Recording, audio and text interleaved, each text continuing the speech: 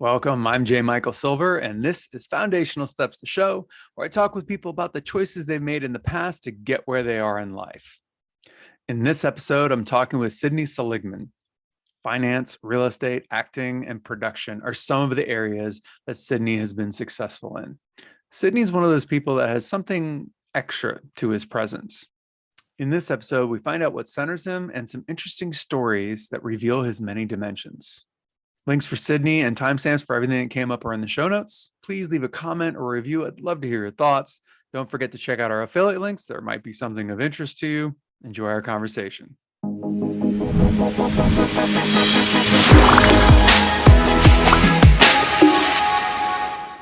Sydney, welcome. Hey, how you doing? Good to see you. All right, so let's just jump right in and get to the nitty gritty. I want to know at what moment in your time, and this could be when you're 4 years old or 30 years old, at what point in time did you realize, have like a level of consciousness that you were in your body making choices and it actually affected the world around you? I'd say it was about 7 years ago when I started to do deep transcendental meditation. Oh, wow. So I'd always did Headspace and some of these other apps, and I think they're a good source to get you in on like the fundamental Oh, of it absolutely. and maybe, expand on that a little bit. Mm-hmm. But when I got into transcendental meditation, it was just another level that's so hard to explain to people. You really just got to experience it. It was actually more of a lifesaver for me because I remember at the time I was searching for a lot of different things. I didn't have a good sleep schedule. I was bouncing around, from like side project. I was multitasking, which, as anyone will tell you, you can't really multitask. No, I love that they finally have debunked this whole thing of multitasking, because, you can maybe switch gears really fast, but your brain just doesn't work that way. I actually had I worked with the director years ago, and at the Meisner Center, Marty Barter, and brilliant dude. And I'd never really thought about it before, but he said, you can only feel one thing at a time. And he's like, you're pretty talented and other people are pretty talented, but in terms of being able to flip back and forth and understand all the nuances. However, if you don't understand that you only feel one thing at a time and you're just flipping back and forth, it will be more difficult to bring forward what you need and to fill out a character when you need it. And it made so much sense immediately. It was just like, oh yeah, that's true. That's absolutely true. And as far as just life in general, it's like what we feel like, all these conflicting emotions and everything. It's like, no, you're feeling this, then you're feeling this. That's why it feels the conflict is there. And when you understand that, the conflict goes away. Certainly. What brought you to transcendental meditation? I had heard about it a couple different times from a couple different people, and I always wanted to make the leap. Life happens, right? Yeah, you get busy. I was working a lot at the time, flying around, traveling a lot. So it's hard to like get me to just do one thing at one moment. And then, I had a little break in my schedule. I had like a good month in my schedule where I was not going anywhere. I was staying home. I was like going to do some self-help, basically, Yeah. activities. And at the time, the Beverly Hills TM Center was 2 blocks away from me. I could walk there. And I just found out that that's where the location was. I'm like, there's no excuses. I could walk. They had a 6 a.m. class like 2 or 3 times during the week. Nice. So it's like, okay, all right, this is all part of, my self-help and nurturing. And I wanted to have like an early schedule. And that kind of catapulted me because I had to do it. And it was a short walk. So yeah, it was basically thinking about it, eventually doing it, getting rid of all the excuses that I'd kind of given myself, and just kind of dove into it. And I could not speak highly enough. So where to start? There's a couple things there. So first, how long did it take you to start to feel like this is going to make a difference, or that this is important? Like, did you have an immediate sense, or did it take a few weeks or a few months? I was hook, line, and sinker right away. Oh, wow. It may have also been the gentleman and his partner that were delivering the message, Hmm. because they were just so welcoming, so encompassing, so understanding. No excuse or wrong made a difference in the world. Even the center was right outside a sports car.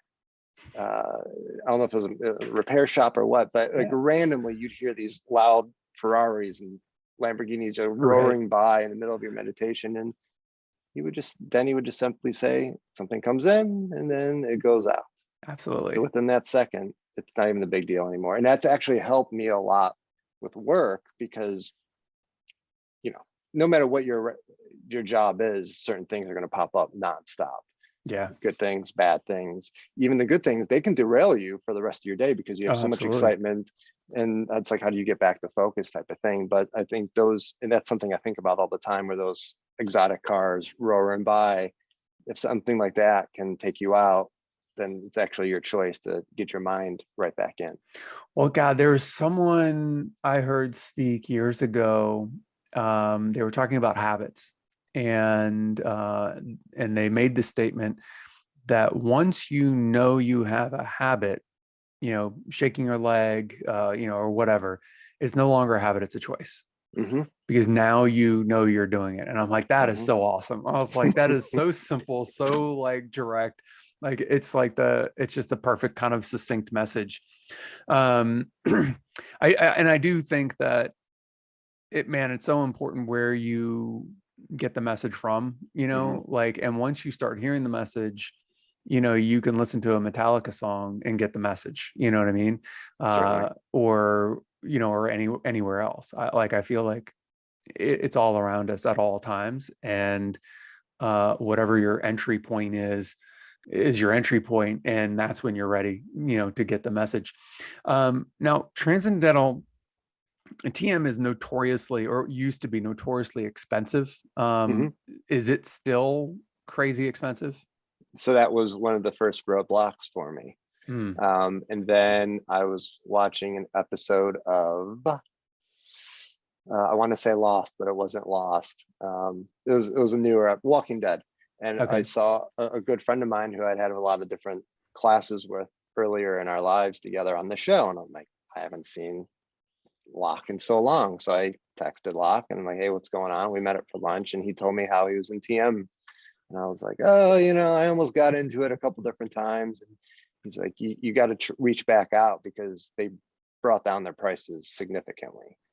That's amazing. It's based on an honor system. You basically just say, they don't directly ask what you can afford or how much you make, but you basically say, this is the level that I can contribute. Hmm. And I think it was like half the amount from when I initially Yeah. researched it.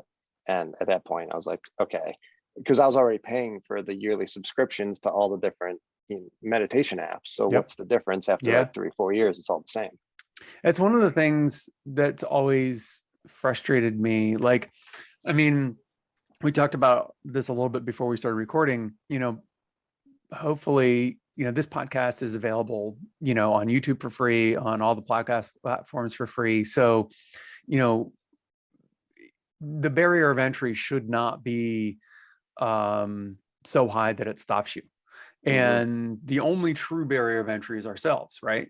Because anytime I've ever needed money, I've found it. Like, if I really need the money, I'll find it.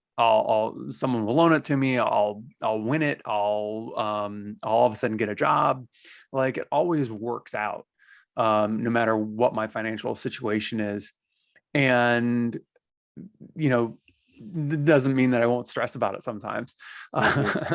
But the barrier of entry is always ourselves. And I feel like, to make it more accessible, and especially sliding scales, I feel like is so amazingly helpful, because then it reaches more people, and more people have the ability to say, okay, well, this is important enough that I'll give X, to the fund, and then maybe if I can give more later, I'll give more later, kind of thing, Mm-hmm. versus the no, it's thousands of dollars, and if you Yes. can't do it, then that's your problem, because you need this, and it's priceless. Mm-hmm. It's like, yes, it's priceless, but the barrier of entry, again, it's like, I can't afford priceless right now. How am I going to do this? And I don't know. Anyways, you get Yeah. it. I think anyone Yeah. else listening gets it. Mm-hmm. So I'm just curious, because you were doing meditation apps and so forth before that. So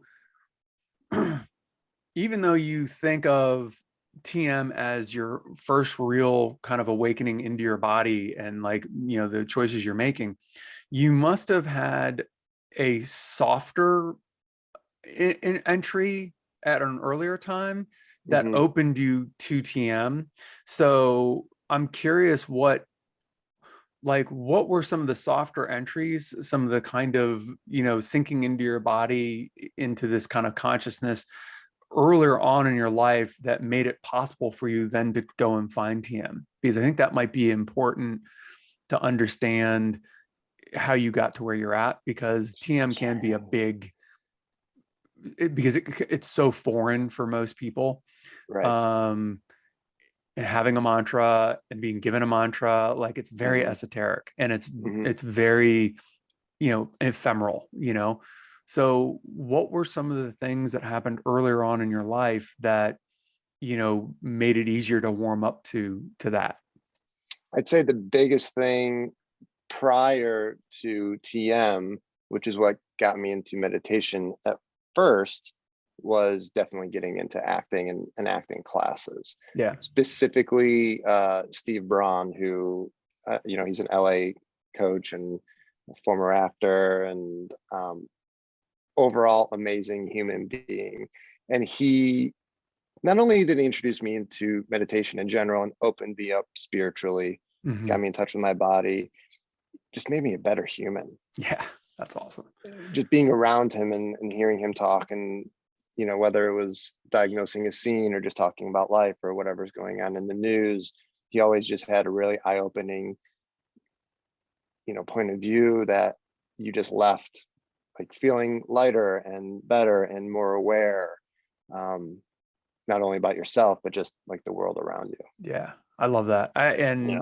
I mean, yeah, acting to me is everything. It's not even about the job or the movie or the play. It's just about, the essence of being an actor. Hmm. I'm actually literally writing the Tao of acting. Nice. I've owned the website for years, and I've just not figured out how to write it, and I finally know how to write it, and so I'm working on that now. Um, it's not going to come out for a long time. I don't know how long it could, but it's going to take me a few months just to get the first draft done. But um, yeah, I feel that. Would it be fair to say that if you weren't drawn to acting, would it be fair to say that any form of art, that you were drawn to, would have kind of possibly opened that door for you? Probably. I'm very much one of those people, just like with TM. I need to see things a few different times to Yeah. believe it. And it's the advertising thing. You Yeah. got to see something like 6 or 7 times before you trust Yeah. it, right? Um, so I think I've always done like charcoal drawings and painted on the side and did things that were just for me. But not that those things were self-taught necessarily. I mean, I'm going back to college when I was taught these things. Yeah. Um, but I think being around someone like him, and then with the TM practice, who I learned from as well, I think it was just hearing it from somebody else. I mean, basically what you're doing right now, right? Hearing somebody else Yeah. kind of tell their story over and their point of view a little bit, and you see Story how is so powerful. Yeah, and you see how they explain it, and however you take it in, whether we want to accept it or not, we're judging it, right? We're like, does this work for me? Is this good? Is this not? Do I trust them? I'm not sure. Do I want to buy from them? It's the back and forth that we're constantly doing inside our mind. Yeah, it's that self-talk. The judgment or non-judgment, in mindfulness, that's one of the principles. And it's kind of, most anyone that works with mindfulness usually will say non-judgment is one of the principles or foundational steps or what have you. And to me, non-judgment, judgment is all self-talk. It's Yeah. all it's all that internal monologue that's going on that is in reaction to whatever is happening in your world, in your environment. And when we live in reaction is usually when we're at the mercy of our Hmm. lives instead of the masters of our lives. Hmm. um, I'm glad this is recorded because I don't think I've ever said it like that before, and I really, I really like that. Um, You don't anyways, know, you don't want to find it right before you go to sleep tonight. You're like, oh no, I got to get up and write that right. down. And it's funny because that's one of my coping mechanisms in life is I try to write stuff down, and I feel um, like sometimes it's a healthy thing and sometimes it's not, because I'll end up getting in my head and I'll end up sitting and obsessing about these ideas and so forth. And there's a time to kind of obsess, there's a time to be in your Hmm. head, but if you're in your head too much, then you're not living your life. You're Hmm. not doing it. um so now that you have TM in your life, I'm assuming you had other coping mechanisms prior to TM, prior to acting, but how did that then change in terms of how you dealt with life? Because obviously you're not going to be able to sit down, or close your eyes in traffic and start your chant or your mantra necessarily the same way you would if you're home alone. Right. If you're driving on the 405 freeway in traffic and someone, you know, very purposely and aggressively cuts you off, as happens in Hmm. LA.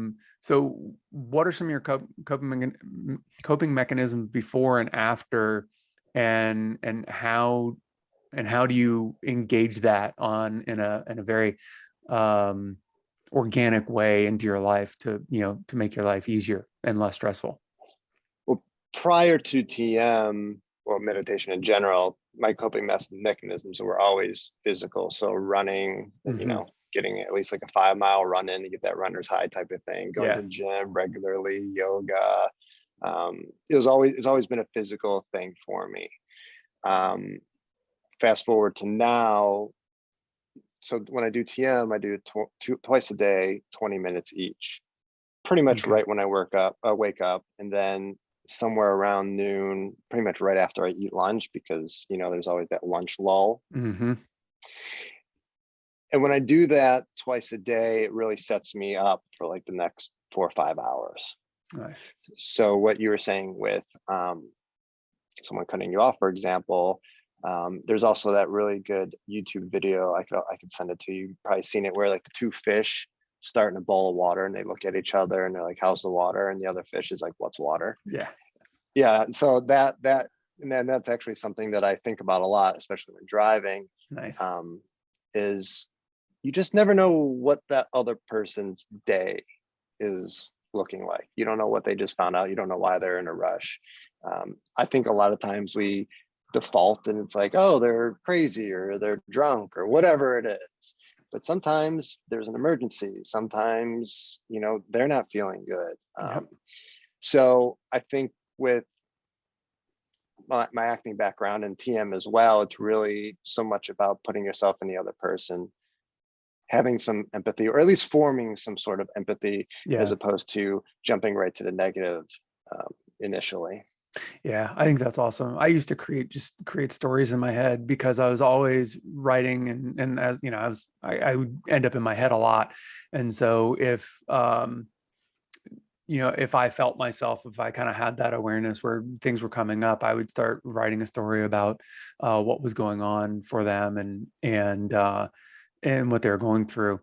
And I think sometimes, sometimes when I told myself the story about what this person's going through, I sometimes actually felt like that's actually it. I bet that's actually it. Like, Sure. and not to make it all woo woo like psychic moment or something like that, but it's like we're humans. We all kind of go through the same damn thing. So Hmm. there's really a limited number of options that it can possibly be. Hmm. The way magicians or illusionists or mentalists do their magic tricks on, whatever, stage, uh, it's because we're pretty predictable beings, Hmm. Yeah. we all do the same dumb things. And so when I tell myself the stories, it's like, oh wow, I bet that's exactly what's going on. Wow, that poor guy, or that poor lady. And it's like watching a movie or a TV show. Like you actually develop feelings for the characters, um, you know, and they actually have like a place in your life all of a Hmm. sudden. Even if it's fleeting, they have a place in your life. They're three-dimensional beings. Um, Do you feel that when you start to talk to more people that you just meet all from all different walks of life, that you find out you just have so much more in common with them than maybe, you know, from I years prior, having not spoken to those people? I do, but I feel like, so when I was in college, I went to Europe to study abroad. This would have been like 96 or 97, somewhere in there. And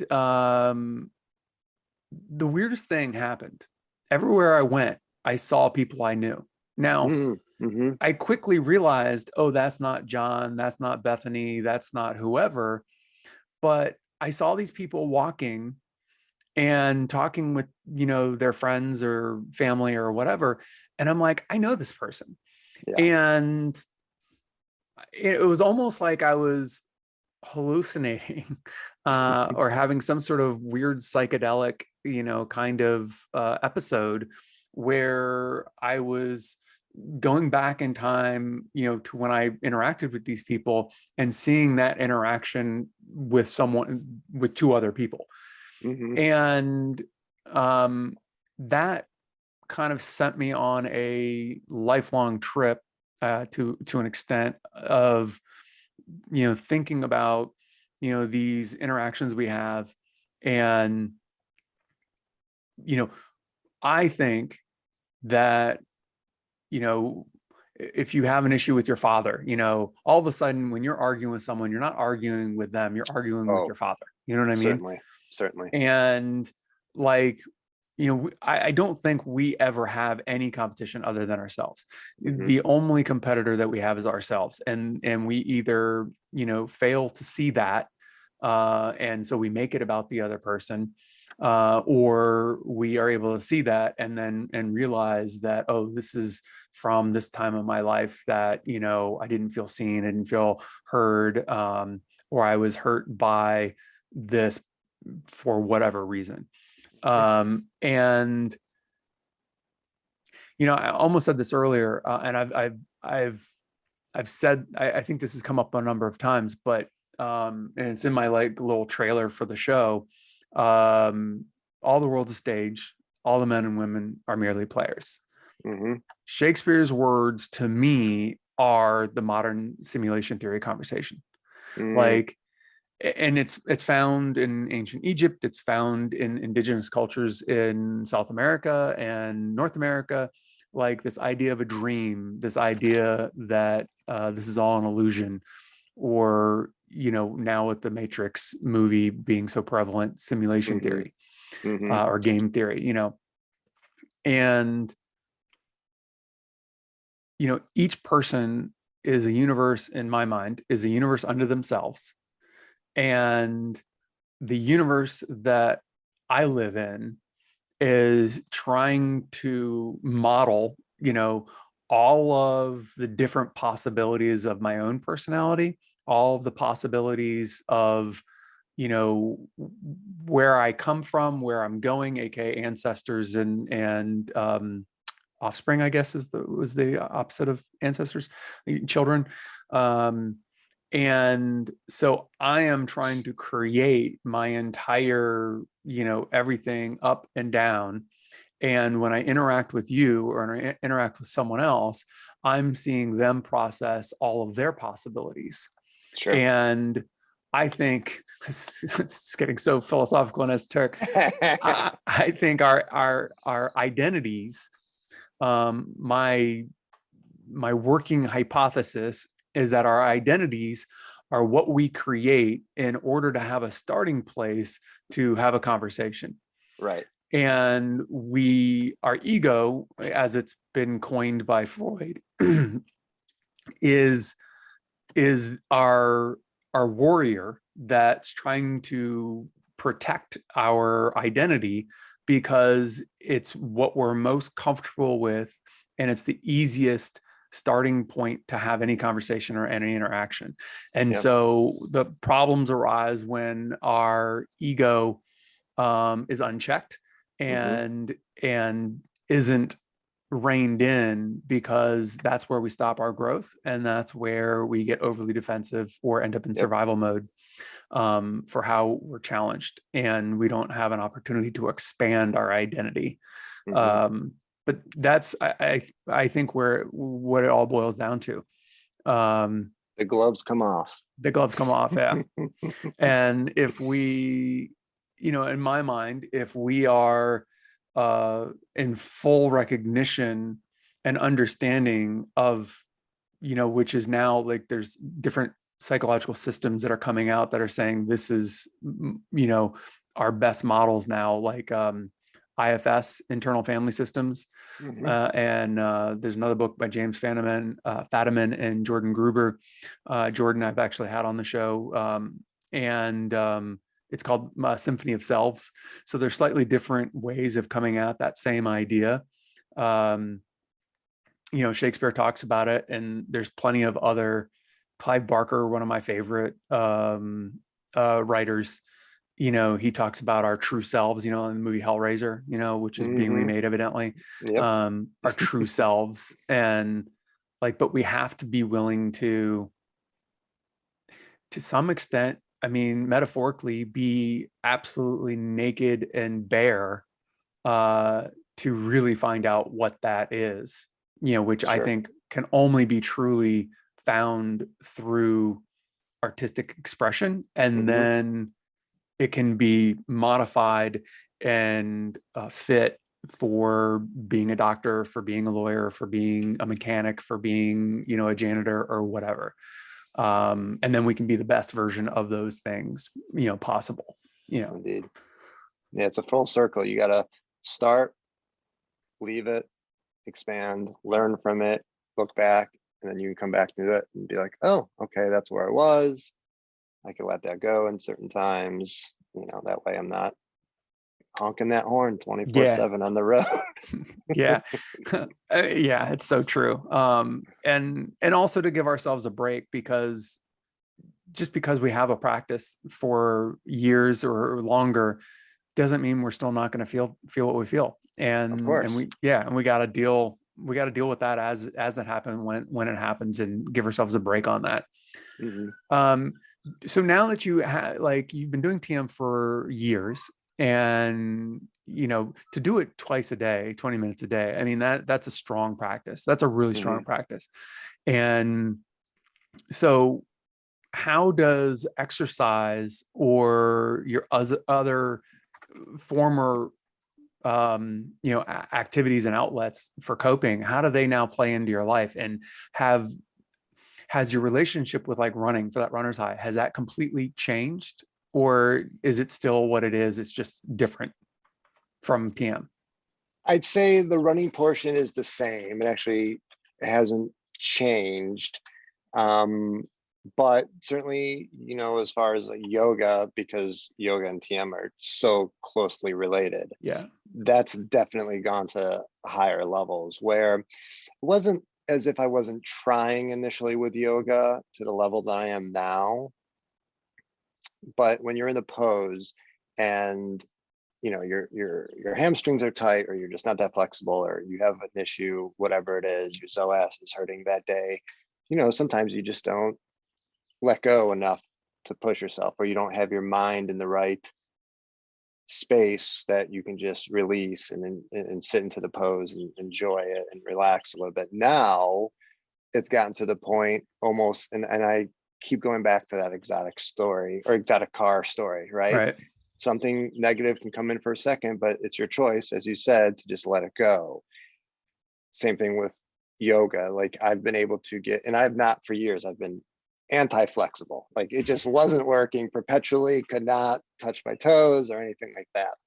But now you get into a place where if it's something that you need to release, mentally, so that you could drop in physically, I'm able to do it quickly. Yeah. I'm also able, surprisingly, and my wife doesn't understand this, and she does TM. I could do TM anywhere. I could do it in a loud train, bus, car, while someone else is driving. Yeah. I'll do it while music is playing. It, for whatever reason, now I've been able to, and it was something that came gradually over the years. It wasn't something that just the next day, I was able to zen out wherever I felt like. But they all, and so many thoughts come into our mind so quickly. It's one of those things now where I can just drop in, and I can, if something, a loud noise, a horn, whatever, an airplane goes by, you're like, all right, it's in just like it came out, type of thing. Yeah. Yeah. I think that's amazing. My father is the ultimate existentialist and atheist. And, but for whatever reason, as a younger person, he learned certain techniques that allowed him, he could fall asleep anywhere at the drop of a hat. He can, bring himself, kind of in. And it was growing up in that house. I mean, he taught me some things early on. He taught me some early tricks. When I was a kid, I learned stuff as early as 4 years old from my grandfather, his father, and been doing martial arts forever. So I was really fortunate. But my father being the atheist existentialist, nothing matters, more of a materialist, the idea that everything comes from matter. Consciousness is an emerging property of matter, not the everything. Where for me, being young and being aware, I felt like, no, material is not the all. The mind is the all. The mental is the all. And so he never saw it that way. So it drove me batshit crazy, because as with the raging hormones and all of the things you're trying to learn how to deal with as a teenager and a young adult, in my 20s, like I had this background in meditation already, in my teenage years, and self-discipline and all of that stuff. I had a spiritual connection, and like I had this, I felt like more to life, the universe, God, whatever, however you want to define it. And I was struggling, and here my dad is atheist, doesn't believe in anything. And he's just able to zen out, like sleep, calm down. And it drove me crazy. It drove me absolutely crazy. And now I think about that, and I'm like, that's probably a large part of why he is not spiritual, and he's an existentialist, because he doesn't need it, because life doesn't require you to believe in anything. You're gonna do what you're gonna do, and then you're gonna die. That's it. And you make the most of it. And he's able to do that and able to be at peace with that. So what else is there? Yeah. So he never needed to develop any spiritual side or relationship with the energy, the universe, or God, or whatever. Yeah. Growing up, so my mom and her family are Catholic, and then my dad, who adopted me, is Jewish. Mhm. So growing up, I would go to church and synagogue regularly. And I think from that point was initially why I would constantly ask the question, like, why is this, why are there two different religions, why do we do things so differently but they're so the same? Because even though the families were, different backgrounds and Yeah. heritages, they would come together and everything was the exact same, Yep. no matter and it's all with other religions and races as well. Yep. It's like everyone's the same, so why are things Yeah. different? And yeah, so maybe for me, it's certainly having those different dichotomies growing up Mhm. was like launched me even before I realized what I was doing into like asking those questions and being inquisitive and whatnot. But I guess, maybe the way your father was is why you became the opposite, because, you're like, all right, Well, why is he so calm with it? it's interesting. There are some, I definitely think that plays a role. And there's also, I've heard, things, skip a generation sometimes. Mm-hmm. My grandfather, his father was a Jewish mystic, and he didn't really become a mystic until later in life. Mm-hmm. And he spent years having lucid dreams and working with Rabbi Luria, who he didn't, he wasn't an active Jew and he wasn't like a practicing Jew, my understanding. So I don't think he had a clue who Rabbi Luria it was, because he went searching for him. And to go searching for someone that you think exists and think is real from your dreams, you can't really know much about them or think they exist. So and what he found, when he went searching for him, he went to the city where he saw in his dreams and where he would speak with this rabbi. And turns out the guy had been dead for like 400 years. Wow. And yeah, and his description, the way he looked, the way he cut his beard, everything matched. Where in the town, everything matched.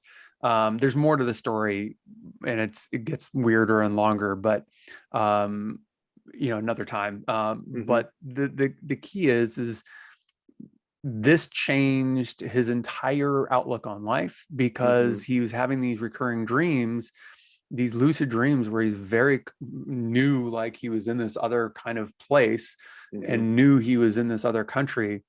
And then when he went looking and found that this guy had been dead for centuries, um, he became a mystic. He Mm-hmm. became a practicing Jew at that point in time, and really kind of delved into it. And my he he cut my family off. He disowned my family when I was Mm-hmm. born, because I wasn't named after the last dead Jew, which is part of the Jewish tradition. And when I was 4 years old, which evidently coincides with some sort of energetic awakening or souls, I don't know. I don't actually know the details. He decided I need to be in my grandson's life. And my grandmother and my aunt were like, I don't think you're welcome. And he's like, no, I'm going to go. And, I remember him telling me some wild stories. And in my mind, I would say, I don't know that he ever told me this, but in my mind, he knew that I would never be Jewish. And he knew that my father, would do whatever he could to keep me away from religion. So he wanted to put me on a spiritual path, and he Mm-hmm. wanted to make sure that I had a relationship with greater energies, God, universe, however you want to put it. And the stories he told me and the places he took me mentally, through these stories and through these conversations, was magical. And so now when he died when I was 15, that's when it all became real for me, Mm-hmm. um, in terms of the spiritual side. And because that's when I was realized that all of these things that I thought I believed in and I had this sense of, um, the reality of it came into question because my dad was a hardcore atheist existentialist, and really my grandfather was the only person I really had that open dialogue with. Mm-hmm. So when he was gone, I didn't know who else to talk to, and all of Yeah. a sudden I was then left very, very isolated to find out, can I trust these feelings, these experiences, and what's happening. Mm-hmm. And especially when I'm being told by my father, no, it's all bullshit, there's nothing there. There's no life after death, there's no consciousness before life or afterlife, this is it. Yep. So that's when, for me, when the spiritual side of things became very, very real, because I had to learn how to be grounded in it or trust in it. Sure. And um, that was not easy. Yeah. Change your environment, change your point of view. Yeah, exactly. um I don't know, we got so far over The, here. what you just told me reminds me of a past life regression session I had once, which is a Well, that whole sounds probably interesting. different topic as That's a well. different But topic as well, but let's just go for it. We're so down the rabbit hole at this point in time, let's I go mean, for it. have you done a past life regression before? I have not done a formal session. I have Uh-huh. done meditations where I feel like I have experienced what I can only assume are past lives. Hmm. I've not, it's not been important enough for me to define it as, yes, this was absolutely a past life. And sometimes I'll talk about it. I was like, I had this life, and I had this life, and this life, but you know, I'm not, yeah, I don't know. And I've also gone down the rabbit hole. University of Virginia actually studies past lives. Like, a Oh, wow. university has a psychology program that actually studies past lives, and they have children that they have met with, because you start to forget your past lives as you get older. Hmm. And they have been able to dig up, pre-internet, dig up the facts of these children's lives and verify these people existed, and the events happened, and everything is or was as it said. So like, how can this child in Virginia be aware of someone in California or across the world, and then the facts are all verifiable pre-internet? Wow. Yeah, and they've got hundreds and hundreds, or maybe even thousands of these cases. So it is very fascinating to me, and I'd love for it to be um, more of a mainstream conversation, Hmm. because man, would that change everything if uh, if we could talk about, well, when I was a woman, or when I was a or whatever, when I was a man, and for whoever, whatever their experience is, it's like, that would be so fascinating. It would be. It opened up a lot of minds. So how did you end up going down the path of past life regression? Because that is, for most people, man, that is out there, Yeah. It which is part of is. the reason why I've not gone too into it, because it's like, I'm enough out there for people. Like, I don't Yeah. need to. Uh-huh. So what Uh, was well, I'll try anything once. cool? And I think the natural progression of meditation led to sound bowls, right? Sound Sure. baths. Um, and then then you just keep going to the den, or, whatever meditation place See you're what vibes into. with you. Yeah. Yeah. And, you just look at the classes. And my wife, at the time we were dating, um, introduced me to it. She liked past life regressions. And I was like, yeah, I'll go once. What's the harm? Yeah. And, it, I didn't know what I was walking into, certainly. And going through the process, I still remember it's an hour-long session, but Okay. I remember so much of it because everything is really detail oriented. Hmm. So, I won't get too deep into it, but I was in the Old West in a cabin.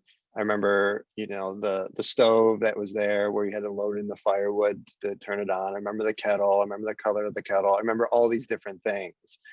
And inherently, obviously, I was there with my girlfriend at the time, but she's going through the same experience. Mm-hmm. And when you come out of it, you feel enlightened and lighter, and you go about your day. And then we went and had dinner, and we spoke about each experience and everything that we both went through, the other person went through. And That's intense. So you it, were married in a previous life, yes, or we together had, in a previous life. You were we partnered. were definitely married, because they have you, at least in this session, they have time move. So, initially you're in your 20s, and then it's 20 years later, and it's 20 years later, and you inevitably end up on your deathbed. Mm-hmm. And of course, my wife was there on my Yeah. side. And I would tell the story for months afterwards, that specific episode for the two of us. And that's when I knew I was going to marry my wife, because I would just in present be so emotional retelling the story, and just So how real. much I yearned for her, even looking back in that experience. And that was the first time I went to one. Mm-hmm. I hadn't been going and had to work into it. That was the Yeah. first one. And Yeah. kind of like what I said with TM, I was hook, line, and sinker. I was like, Yeah. okay. And people could say whatever they want about it, but it just makes me feel good to do it. And I get it. at the end of the day, you just keep going back to what makes you happy.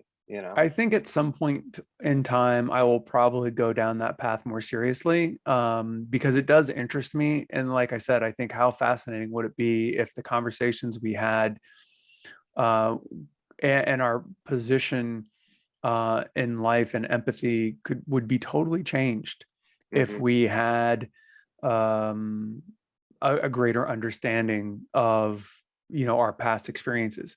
And just to play my dad's side of the equation, because this is how he would handle it, because he has degrees in psychology and education and group dynamic and everything else. What he would say, and for all the skeptics out there, just to give the other side, as he would say, is your imagination is incredibly powerful. And because the imagination doesn't really know, your waking mind and your sleeping mind don't really know the difference, and if you imagine biting into a lemon, your mouth will water. And, if you think you're holding it in your hand and then you take a bite, your mouth will water. So our minds don't know the difference, which is also why it's like, why don't you believe the mental is all? But that's another conversation. But he would argue that it's just a manifestation, and because you guys were in a relationship, you're able to key things together. Now, right, obviously I know enough, have seen enough, heard enough, that I know your two stories are beyond coincidence and beyond the normal oh yeah it was like that. It was like, no. Like, I get it. But for people out there, if there's anyone listening going, this is horseshit, then the other explanation is, okay, it's an imagination, and our psychology and our minds are very, very powerful, and sure, it could all be constructed. And then I'll say one other side of this conversation that I like bringing up when there's skeptics involved.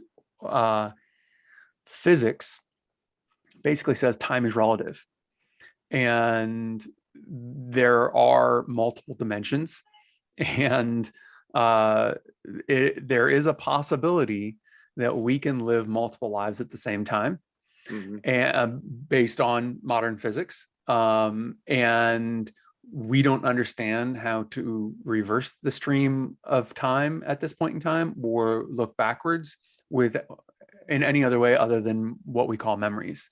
So, memories could also be future predictions, and what could be the old west could be the future, like from a physics standpoint, because everything's relative.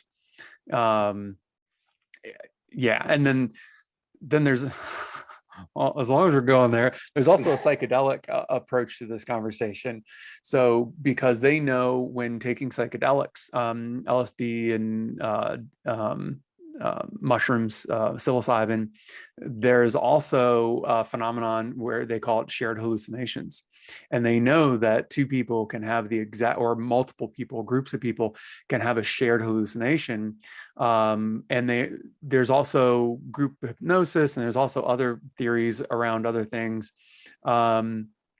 So there's also a possibility, which is theoretically possible, based on, I think, many worlds theory, that this is the only timeline you'll ever live on within this reality, but there are other realities that you can live on at the same time and be having a completely different experience. And because time is relative, and because from an outside perspective, you can look at the entire timeline on another dimension within the, within one interpretation of the many worlds theory, you're just experiencing yourselves on another dimension, having a what we would call an Old West experience. So there's so many ways, there's so many fascinating ways to look at it. I love it. And 15, 20 years ago, I would have said it's all horseshit as well. So there you go. Yeah. I mean, and for some people, a day can make a huge difference. People who have near-death experiences have, true. Yeah. Man, they have some wild, amazing stories. And there's so much there. That's my conversation with my dad, is like, I understand you don't see any validity to life after death, reincarnation, God, universe, energy. However, there's several billion other people that have an experience. And even if only, out of the 7 billion people, only 1 billion people have had as intense or real experience like you're talking about, that's a billion people. That's a billion people. You can't just throw that data out the window and say there's no validity here, because a billion people have an experience that they say is more real than real. And that in and of itself is all the data I need to say, okay, I'm not crazy. Or the Buddhist mentality of, they've been running a scientific experiment for 2,500 years, 2,500 years. They've been running a scientific experiment. You do this meditation, you do this breathing exercise, you do this mindfulness practice, and this way you will get the same results as everyone else. And everyone that's ever done it gets the same results. That's science. So, I mean, not the Buddhist religion, but the Buddhist practice is a science. And it's proven time and time again for 2,500 years. I think we've kind of hit all of the major notes, and then went way deeper into certain things. I'm curious now, because I know that you're doing real estate, but you're starting to look at, kind of transitioning your life. So how does transitioning your life now look different, and kind of in what ways?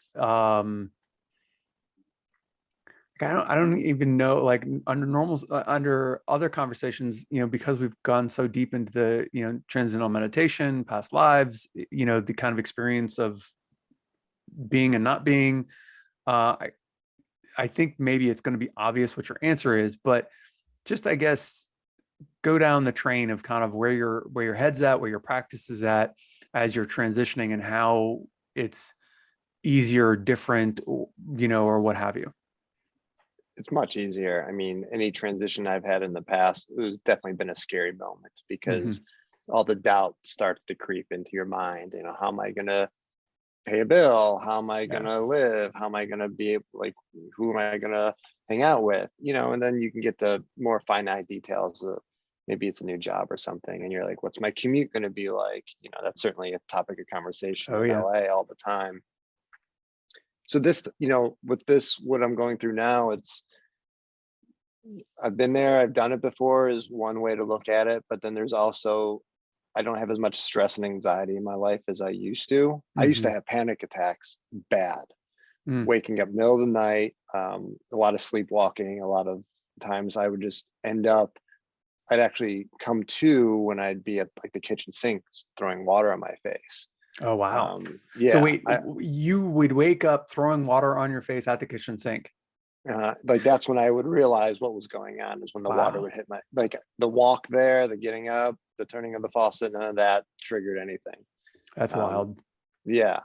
So I think that now it's become more of a, why can't you transition into something else? I think the historic model, at least in the US, is, you grow up in the community, you do the one thing, and you stay, you find that job, whatever it is, whether or not you're ready to do the job, kind of what you were saying. Yeah. It's like you're good at math, then do mechanics or whatever it is, Right. and be happy now for 60, 70 years.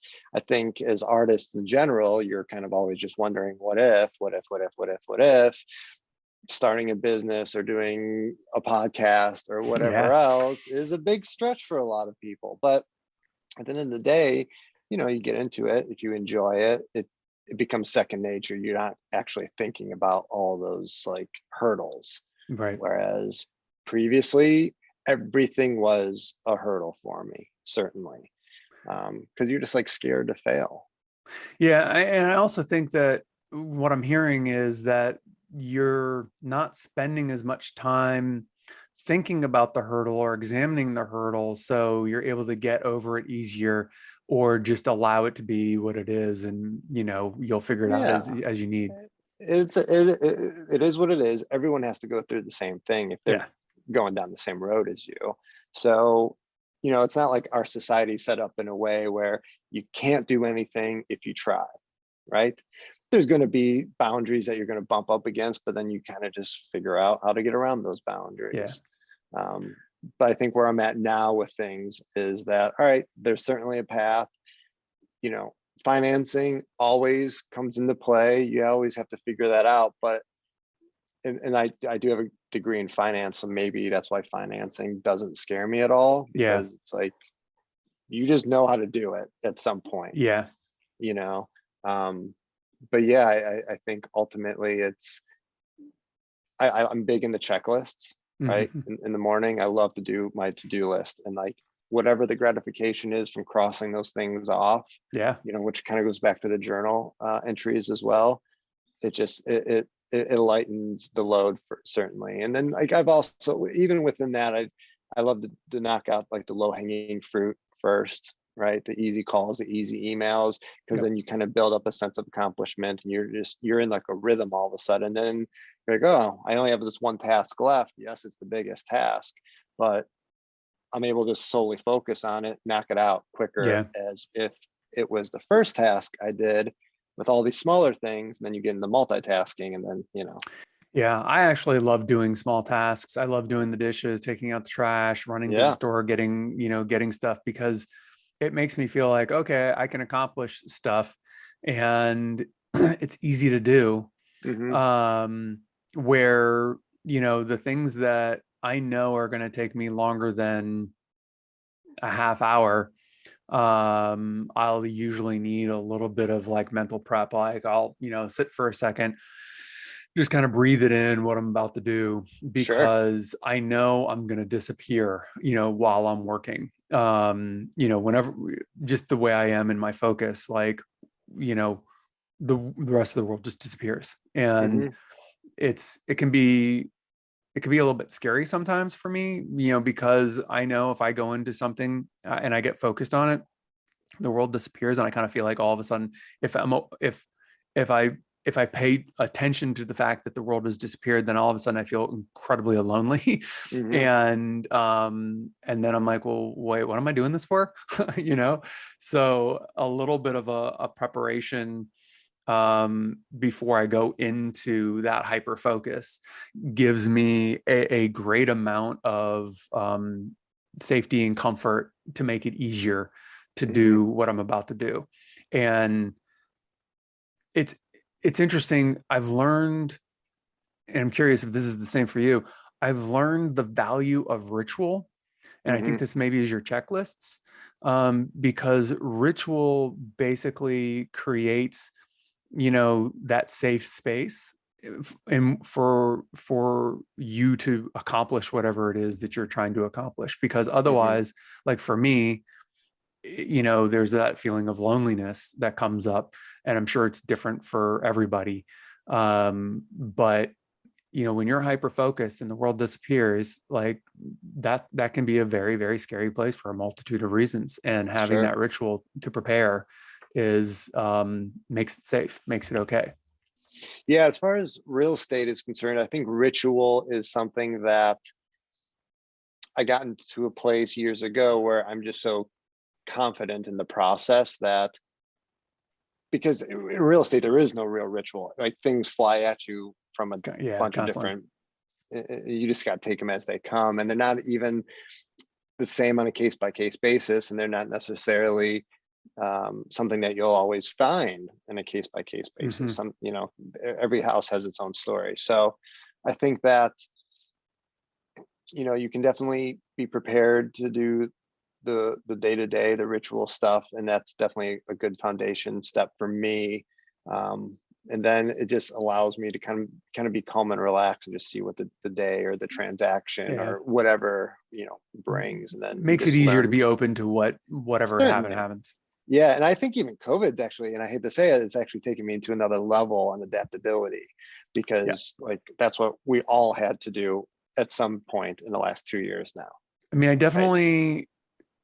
don't know that it's helped everyone, obviously, but I do think it's given everyone an opportunity to look at themselves on some level. And now it's a matter of, how do we help those people?